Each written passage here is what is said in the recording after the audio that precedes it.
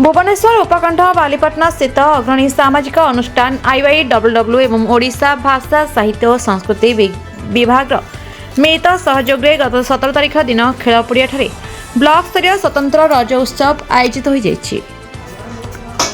उक्त कार्यक्रम को स्थानीय सांसदक प्रतिनिधि नारायण खुंटिया मुख्य अतिथि भाव उद्घाटन करथिले। अन्यमानक मध्य सम्मान्य अतिथि भाव सांबादिक रमेश चंद्र रथ, नारी नेत्री मौसुमी महापात्र, विजयलक्ष्मी नंद, झिले सामंतराय एवं ओडिशा ग्रामीण बैंक शाखा परिचयिका वंदना नायक प्रमुख अतिथि भाव जोगदे रज उत्सव परंपरा ओडिया संस्कृति संपर्क विषय आलोचना करथिले।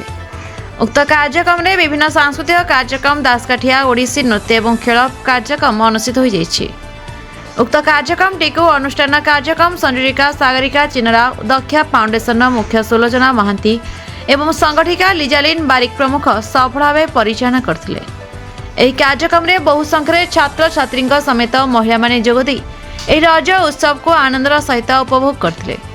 ଭୁବନେଶ୍ୱରରୁ ବିନୋଦ କୁମାର ଭୋଇଙ୍କ ରିପୋର୍ଟ, ପ୍ରତୀକ୍ଷା ନ୍ୟୁଜ୍।